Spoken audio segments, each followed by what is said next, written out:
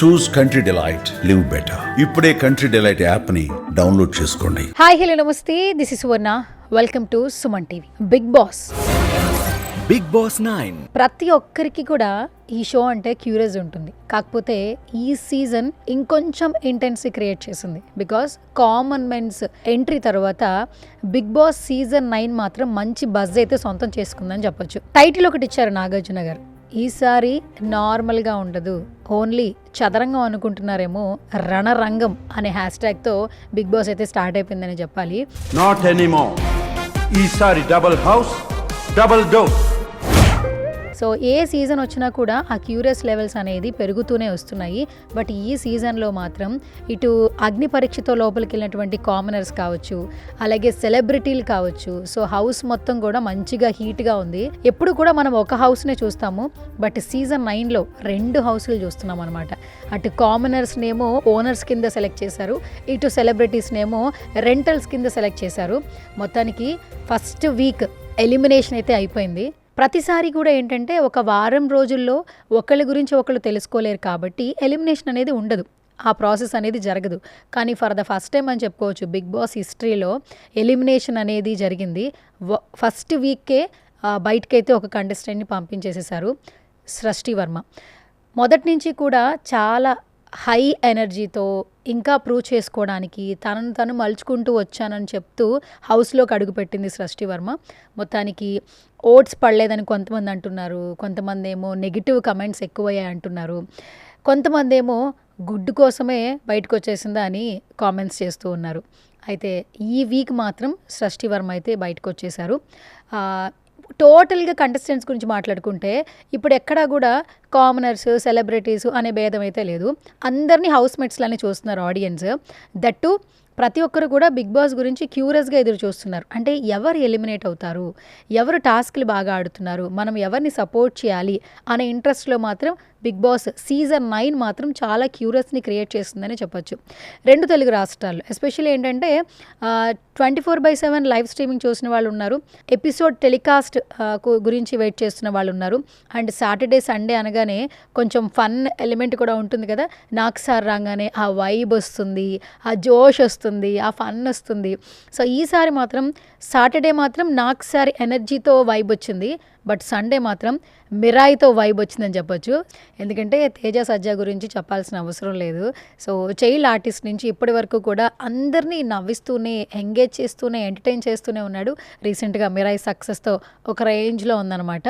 So and that Teja సజ్జాతో పాటు heroine Ritika Naik నిజంగా vibe ఉంది. బేబీ మాత్రం ఖచ్చితంగా ఈ బేబీ వల్లే మాత్రం అందరికీ వైబ్ ఉందని చెప్పుకోవచ్చు. సో ఎప్పుడైతే హౌస్లోకి వీళ్ళిద్దరూ ఎంటర్ అయ్యారో అప్పటి నుంచి కూడా ఇంకొంచెం జోష్ పెరిగింది, అటు హౌస్ మేట్స్లో కూడా ఎనర్జీ పెరిగింది. అండ్ కొద్దిగా టాస్కులతో కొంచెం నవ్విస్తూ కామెడీ జనరేట్ అయితే అయ్యిందని చెప్పొచ్చు.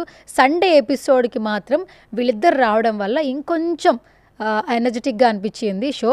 అండ్ కొంచెం ఇదంతా కొంచెం పక్కన పెట్టేస్తే ఫస్ట్ ఆఫ్ ఆల్ హౌస్లో చూస్తున్నటువంటి టాస్క్లు కావచ్చు, వాళ్ళు ఒకరికొకరికి జరుగుతున్న గొడవలు కావచ్చు, అందరికీ క్యూరియస్గా ఉంటుంది.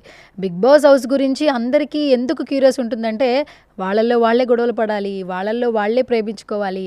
అండ్ తర్వాత ఏంటంటే ఏదైనా టాస్క్లు వస్తున్నా కూడా ఒకరికొకరు హెల్ప్ చేసుకోకూడదు, వాళ్ళ పొటెన్షియాలిటీ బయట పెట్టాలి, వాళ్ళ బిహేవియర్ ఏ విధంగా ఉంటుంది.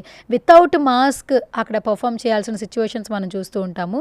సో చాలామంది ఇంకా కొన్ని మాస్కులతోనే ఆడుతున్నారని అంటున్నారు, కొంతమంది మాత్రం మాస్క్ లేకుండా ఆడుతున్నారు అంటున్నారు. అండ్ ఒక్కొక్కరి గురించి వద్దాము. కామనర్స్లో ఏంటంటే చాలా పర్సన్స్ గురించి మాట్లాడుకుంటాం, బట్ కొంచెం పెక్యులర్గా డిఫరెంట్గా ఉంటే మాత్రం ఫస్ట్ మాట్లాడుకుంటాం కదా. అందులో మాత్రం ఫస్ట్ ప్లేస్లో ఉండేది మన మాస్క్ మెన్ అనమాట.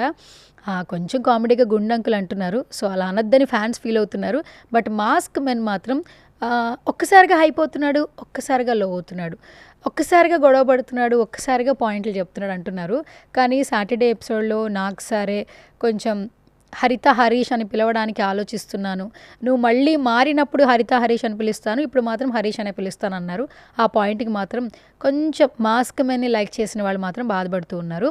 బట్ చూద్దాం, నాకు సార్ చెప్పిన తర్వాత మన మాస్క్ మెన్ ఆట తీరు ఏమైనా మారుతుందా, సో ఎక్కడ మైనస్ జరిగింది ఏమైనా తెలుసుకుంటాడా, ఈ ఎపిసోడ్లో మాత్రం ఖచ్చితంగా మనం తెలుసుకోవచ్చు.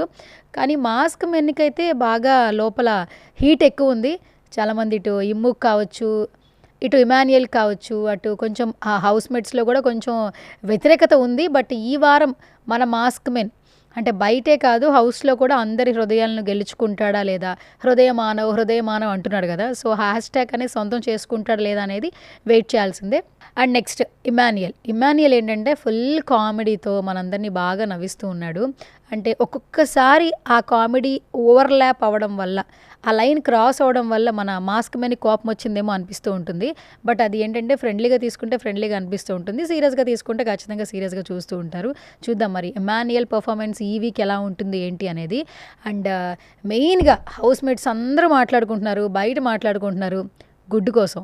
సో, ఈ గుడ్డు టాపిక్ వచ్చినప్పుడల్లా మనకి మన హీరోయిన్ సంజన గారు కనిపిస్తూ ఉంటారు. ఒక గుడ్డు టాస్క్ వల్ల ఇంత జరుగుతుందా అని అసలు నెవర్ ఎక్స్‌పెక్టెడ్.